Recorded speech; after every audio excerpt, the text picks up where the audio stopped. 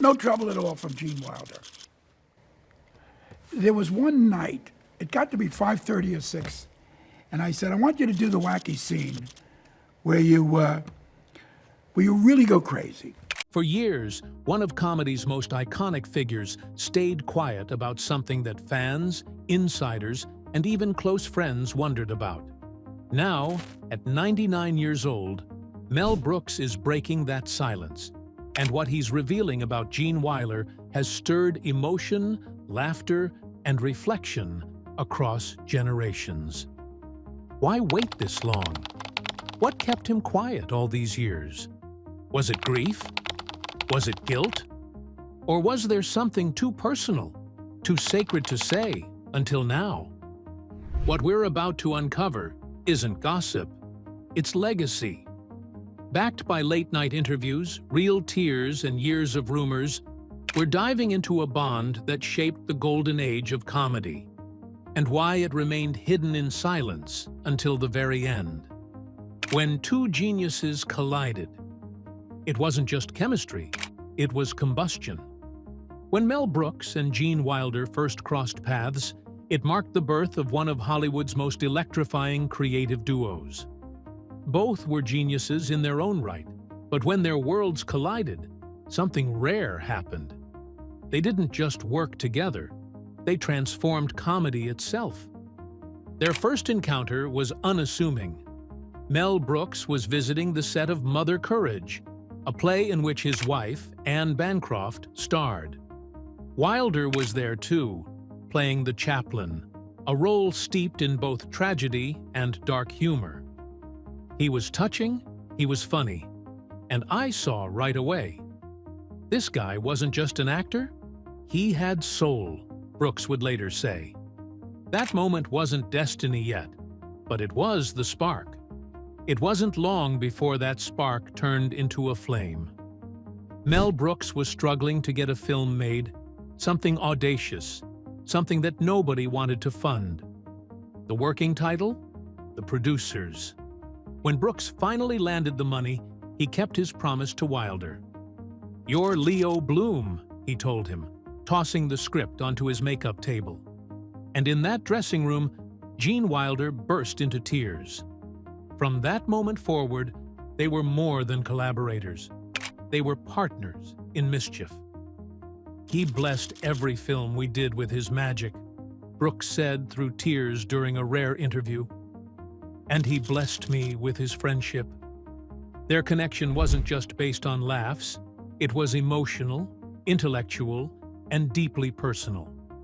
Wilder didn't just perform a role, he felt it, dissected it, and reinvented it, sometimes pushing Brooks himself out of his comfort zone. Take Young Frankenstein, for example. Wilder co-wrote it with Brooks.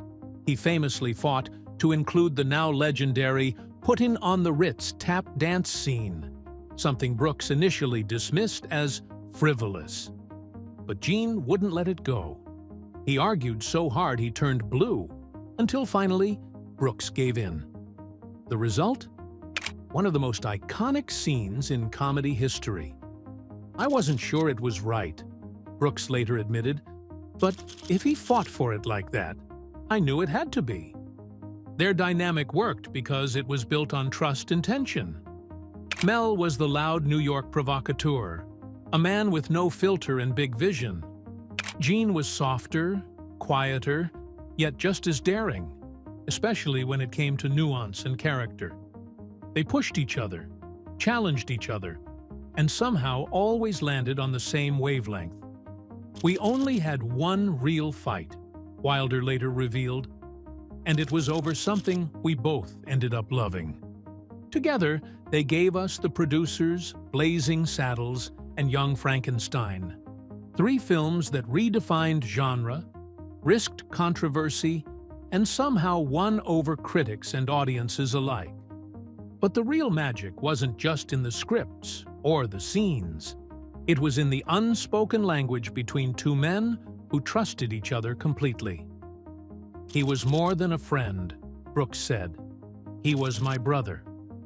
But even the strongest collaborations must weather change. As their careers evolved, so did the distance between them. Gene began to step away from the spotlight. He became more private. Mel kept making films, but never quite found that same spark again. The silence between them wasn't a feud, it was time, aging, life. And still, fans kept asking, why haven't they worked together again? What happened behind the scenes? Was there a rift that never healed? What if that silence wasn't avoidance at all? What if it was a shield for something much deeper than the public ever imagined? Creating chaos and changing comedy. When Mel Brooks and Gene Wiler joined forces, they didn't just make people laugh. They broke every rule about how comedy was supposed to work. Their partnership wasn't about safe jokes or tidy punchlines. It was about chaos, controlled only by genius, and that chaos would go on to reshape the DNA of American comedy forever. Wilder wasn't just another funny man. He had trained for 18 years, studying under dramatic masters, refining his craft with the seriousness of a classical actor. He approached every role, no matter how ridiculous, with deadpan sincerity, and that's exactly what made it so funny. The more real you can make a comedy, the funnier it's going to be, he said. Instead of making faces, doing funny voices, you believe in it 1,000%. That belief was the secret weapon in the Brooks-Wilder formula. Whether it was Leo Bloom's hysterical meltdowns in The Producers or Dr. Frankenstein's descent into mad science in Young Frankenstein, Gene always played it straight. And it worked, because the world around him was anything but. Mel Brooks, on the other hand, thrived in absurdity. He was chaos incarnate. Together, they created a kind of comedic alchemy that no one had seen before. Take Blazing Saddles. The script was already outrageous, filled with racial satire, fourth wall breaks, and wild tonal shifts. But it was Gene's arrival, taking over a role originally meant for someone else, that grounded the film in humanity. His character, the Waco Kid, was an alcoholic gunfighter with a tremor and a tragic backstory. But somehow, you felt for him, even as he delivered some of the sharpest punchlines in the film. "I saw sadness in him," Mel once said. "Even when Gene was making you laugh, you knew he understood something deeper. That's what made him irreplaceable." Their projects weren't just comedy films, they were acts of defiance, mocking everything from Nazism, The Producers, to racism, Blazing Saddles, to science itself, Young Frankenstein. Studios balked, critics hesitated, but audiences? They couldn't get enough. In a time when most comedies played it safe, Brooks and Wilder dove headfirst into controversy and always found the humanity in the madness. Even their behind-the-scenes process was unpredictable. Mel would yell out ideas mid-scene. Gene would storm off set, only to come back with a better take. There were moments of friction, creative clashes that sometimes bordered on fights. But those clashes were always about making the film better, never about ego. Mel made me angry. He made me crazy. But he also made me brave, Gene wrote in his memoir. He pulled things out of me I didn't know I had. That bravery translated to the screen. Whether it was Wilder suggesting an old-school musical number with a monster, or Mel pushing censors to their limits, every creative decision was a gamble. And yet, they almost always hit the mark. The films they made together weren't just hits. They were cultural earthquakes, still studied, quoted, and adored to this day. And yet, no matter how chaotic the comedy became, the emotional core remained untouched. That was the Wilder effect. He didn't just want to entertain, he wanted to say something, even if it was hidden under layers of slapstick and satire. "I never cared about being funny," he once told an interviewer. "I cared about being real, and if that made people laugh, even better." But eventually, the chaos quieted. Gene slowed down. Mel kept writing, but their collaborative era came to an end. Fans wondered, was it burnout, creative differences, or was something more private pulling them apart? Because, behind the laughter, something began to shift. And soon, it wasn't about what they created. It was about what they lost. Gene's quiet struggles, private pain. Behind Gene Wilder's warm smile and magnetic performances, a storm quietly brewed.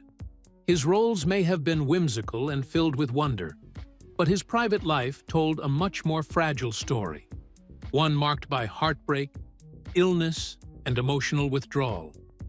The same man who brought laughter to millions was slowly stepping away from the spotlight, not out of fading fame, but out of something far more human: pain. It wasn't sudden. It was gradual, so subtle, in fact, that most people didn't even notice it was happening until he was gone. But Mel Brooks did. In interviews years later, Brooks would mention how Gene's once boundless energy began to wane. The phone calls got shorter, the appearances less frequent. "I knew something was wrong," Mel confessed. He was fading in a way that had nothing to do with show business. Much of that retreat traced back to personal tragedy. In 1989, Gene lost his beloved wife, comedian Gilda Radner, to ovarian cancer. The two had shared an electric, deeply affectionate bond, one that defined Wilder's middle years and, when lost, shattered his foundation. Friends said he was never quite the same after Gilda's death. He poured his grief into activism, helping launch Gilda's Club, a network of support centers for those fighting cancer. But inside, he withdrew. For years, he avoided Hollywood. He turned down scripts, declined interviews. He once said, "I didn't leave acting. I just didn't want to do it anymore." When asked why, his response was telling, "It stopped being fun." But was it really about the industry? Or was it about preserving what little joy he had left? Mel Brooks never pushed him. "I respected his distance," Brooks later admitted, "but God, I missed him." The two stayed in touch, though less and less often. Whenever Gene did agree to appear in public, on Conan O'Brien's show, or at a rare book event, fans noticed how different he seemed. Softer, quieter, still sharp, still witty, but carrying something behind the eyes, a weight. And that weight would eventually be given a name: Alzheimer's. The diagnosis was kept secret. Wilder chose not to go public with his condition, opting instead for peace and privacy. According to his family, he didn't want the world to mourn him before he was gone. He didn't want pity. Most of all, he didn't want children, those who adored Willy Wonka, to see their hero in decline. His silence was, in its own way, a final act of grace. But Mel Brooks knew. "He was sick, and I knew it," Brooks told Jimmy Fallon during a heart-wrenching late-night interview. "I expected that he would go, but when it happens, it's still tremendous. It's a big shock. I'm still reeling from... no more Gene. I can't call him." That admission cracked something open. For a man like Mel, so often the loudest, funniest guy in the room, to break down on national television was startling. But that's what Gene Wilder meant to him. This wasn't just a creative partner. This was family. The kind you lose once in a lifetime, and never replace. As Wilder's illness progressed, so too did the silence between them. Not out of bitterness, but inevitability. It's possible Wilder simply wanted Mel to remember him as he had been. Vibrant, wild-eyed, and funny as hell. Not weakened, not fading. Just Gene. And Mel respected that wish.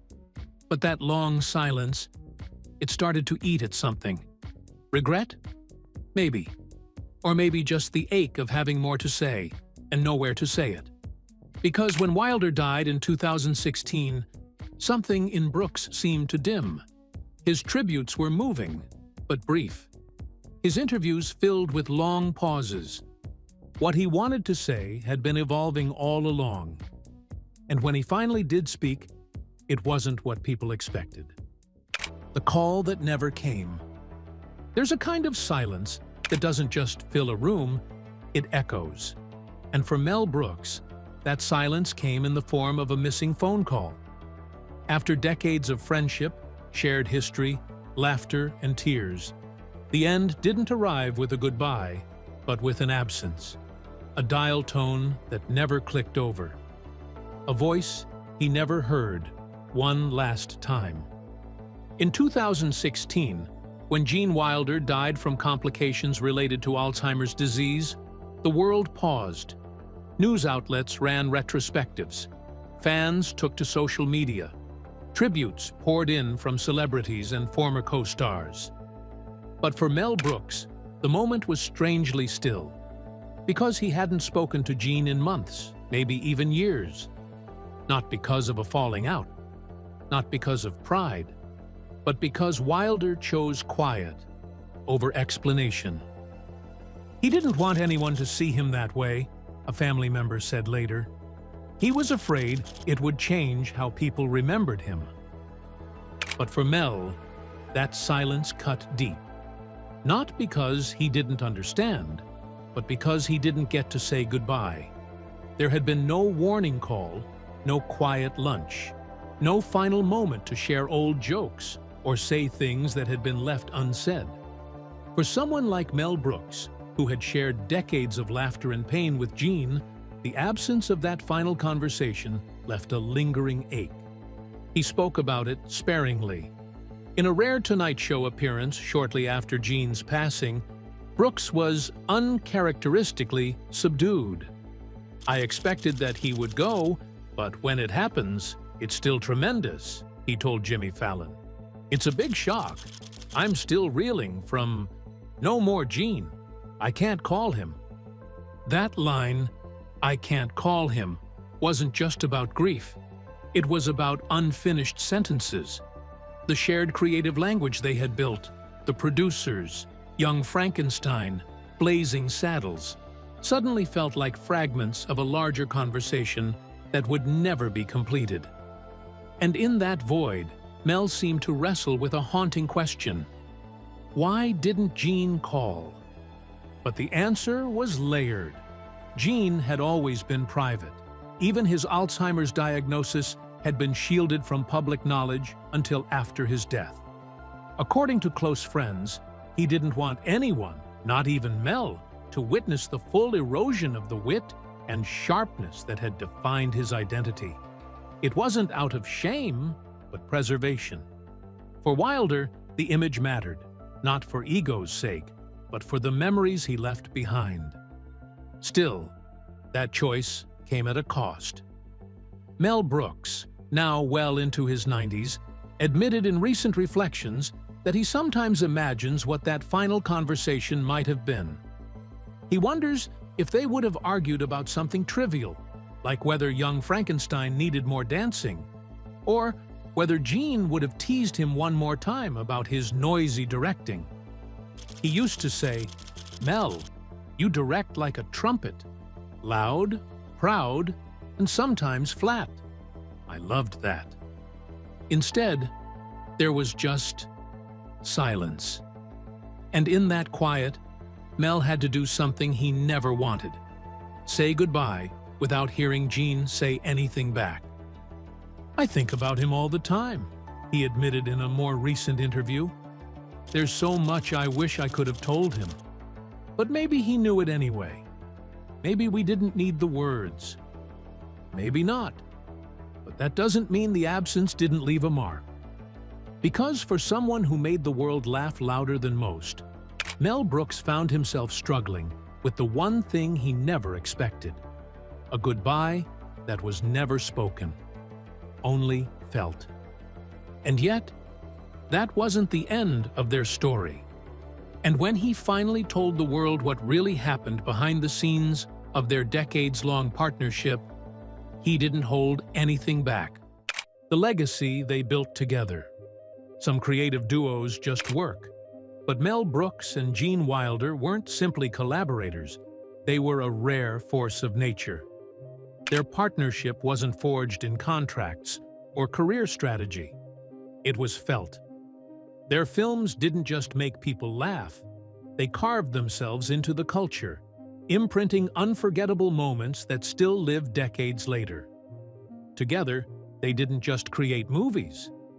They created moments that became part of the American comedic DNA. Their legacy starts, of course, with the producers. Mel had the idea, the script, the vision, but the role of Leo Bloom needed something special. And Gene brought more than acting chops to the part. He brought vulnerability, neurosis, warmth, and a manic charm that gave the film its soul. The scene where Leo has a meltdown over his blue blanket wasn't just acting, it was the birth of a new kind of comedic rhythm. Mel later said, "There was no one else who could have been Leo. Gene was Leo." The film went on to win an Academy Award for Best Original Screenplay and later became a Broadway hit.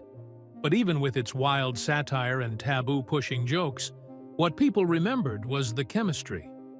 Blazing Saddles took their collaboration to new heights. Wilder wasn't originally cast as the Waco Kid. Gig Young had the role. But when Young collapsed on set from alcohol withdrawal, Mel made a desperate call to Gene. "I need you," he told him. Gene showed up the next day, stepped into the part, and stole the film with his dry delivery, soft-spoken sarcasm, and scenes that danced between absurdity and brilliance. Who could forget? "I must have slain more men than Cecil B. DeMille." Then came Young Frankenstein, arguably their crown jewel. This wasn't just another comedy. It was a cinematic love letter to horror classics, infused with soul, science, and slapstick. Gene co-wrote it with Mel and was fiercely protective of its tone. He insisted on shooting it in black and white. He argued for quiet emotion alongside parody. And the result? A film that's not only funny, but beautiful. It balanced sincerity and lunacy in a way few comedies ever have. Critics adored it, audiences embraced it, and film schools still study it. The Puttin' on the Ritz number, which Gene fought to include, became iconic. Mel was hesitant. Gene insisted. It was absurd. It was risky. It was perfect. Their legacy wasn't about box office numbers. It was about daring to be weird, human, and hilarious all at once. Their work wasn't just smart. It had heart. Mel would say later, "Gene made things real. Even the wildest scenes had something grounded because of him. That's why the laughs stuck with you." But perhaps what makes their legacy endure isn't just the content of the films, but the trust behind them. Gene trusted Mel to be bold. Mel trusted Gene to find the soul inside the madness. That mutual belief allowed them to take comedic risks no one else would dare, like centering a musical around Springtime for Hitler, or mixing slapstick with tragedy. They weren't afraid of going too far, because they were grounded by the sincerity of their friendship.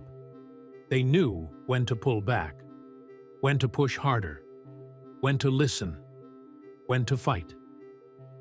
Years later, comedians from Steve Martin to Jordan Peele have cited Mel and Gene's work as influences. Their fingerprints are all over modern comedy, not just in tone or pacing, but in fearlessness. And even though Gene Wilder is gone, that legacy hasn't faded. Because what they built together wasn't just a run of hits. It was a body of work that continues to whisper to new generations. You can be smart and silly. You can be outrageous and kind.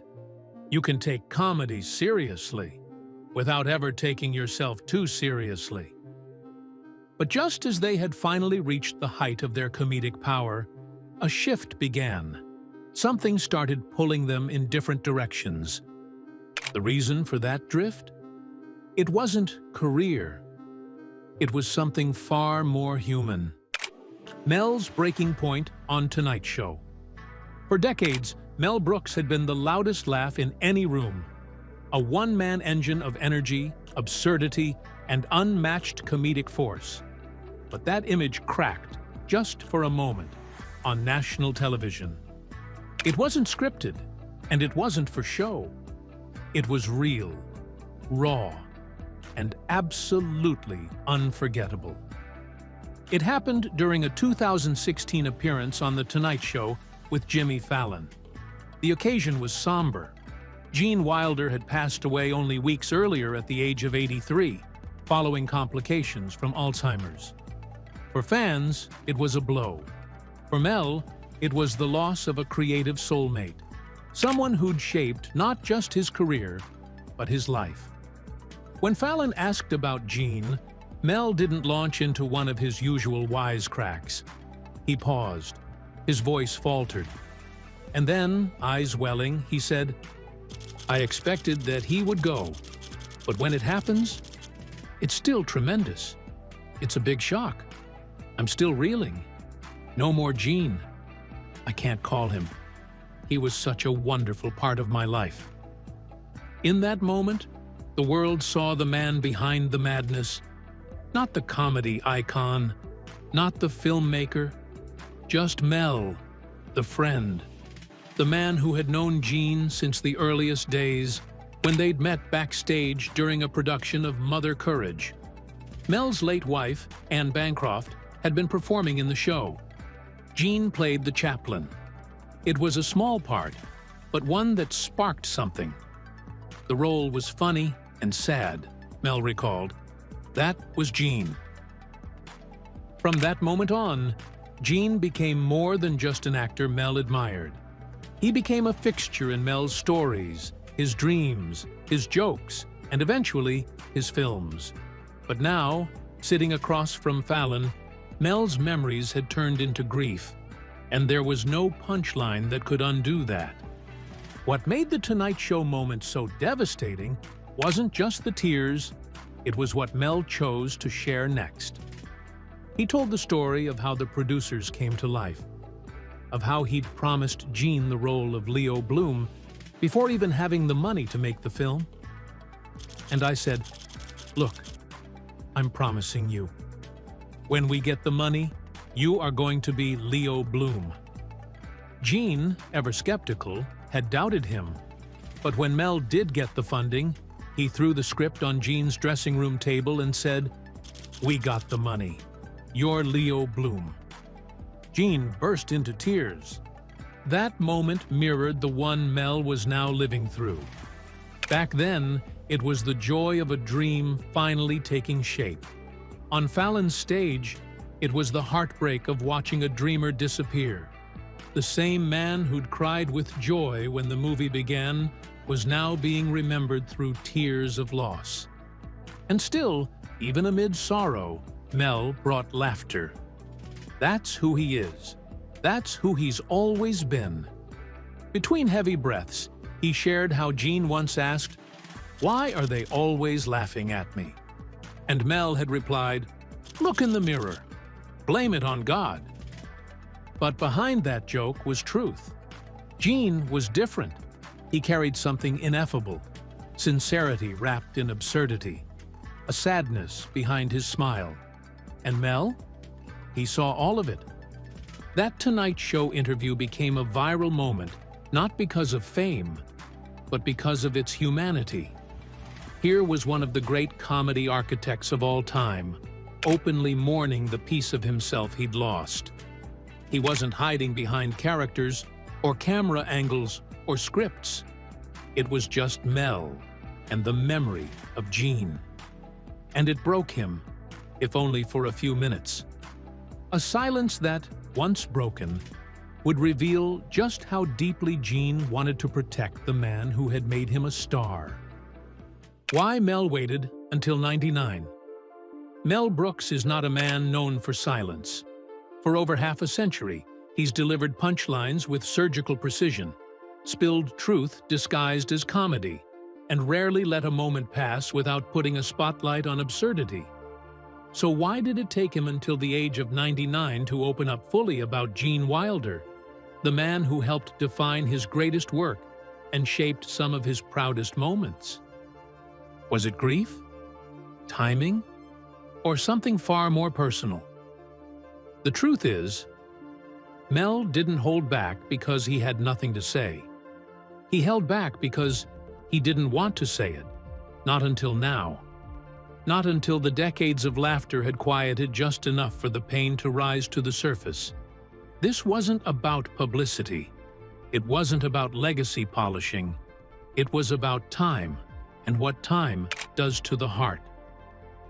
For years after Gene's passing in 2016, Mel offered only glimpses into their friendship. He spoke of the joy they shared, the creativity they unleashed together, and the tenderness behind their larger-than-life personas. But there was always a wall, one built of reverence, maybe even guilt. Mel never publicly unpacked the deeper emotions, the complex tangle of love, regret, and what-ifs that often come when someone you cherish dies after drifting quietly into the shadows. Because Gene drifted by choice. He was diagnosed with Alzheimer's, a disease he kept hidden from the world for years. Even some of his closest friends weren't fully aware of the severity. He didn't want the pity. He didn't want to be remembered for fading. And perhaps that's why Mel didn't talk much about him. Not then. Could it be that Mel felt conflicted? That to share too soon, to dig too deep, would have gone against Gene's wishes for privacy? Mel had always respected Gene as an artist, but more than that, he respected him as a man.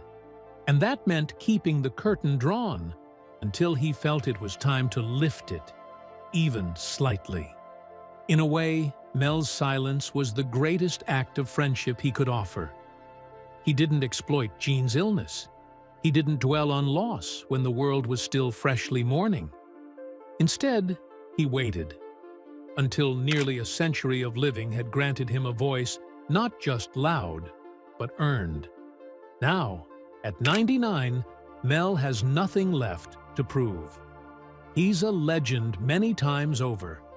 But in speaking about Gene with such raw honesty, breaking down on The Tonight Show, sharing private anecdotes in interviews, and reflecting in recent memoirs, he showed us something more valuable than punchlines: vulnerability.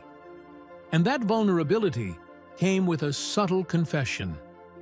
In one of his rare late-career reflections, Mel admitted, "I still talk to him, you know, just in my head. When something good happens, or something bad, I still hear what Gene would say." There's something haunting about that. Mel Brooks, the man who made the world laugh, is still having imaginary conversations with his best friend who's long gone. Not as a coping mechanism, not as a performance, but as a way to keep him near. And maybe, just maybe, that's why Mel waited. Because grief doesn't follow scripts. And when you lose someone like Gene Wiler, you don't rush to share. You hold it close. You guard the memories until they're ready to come out. Not for applause, but for peace. Now, as Mel approaches the century mark, there's nothing left to hide. He's said the things that once made him cry. He's shared the laughter behind the tears. And in doing so, he's let us witness the kind of love few friendships ever reach. Mel Brooks and Gene Wiler didn't just make comedies, they made history. Now, at 99, Mel has finally let us into the part of that story he kept to himself. The friendship, the pain, and the legacy they built together. It wasn't just about laughs, it was about love, timing, and truth. If this story resonated with you, like, comment, and subscribe for more untold Hollywood moments. And don't miss the next video. It's one you'll want to see.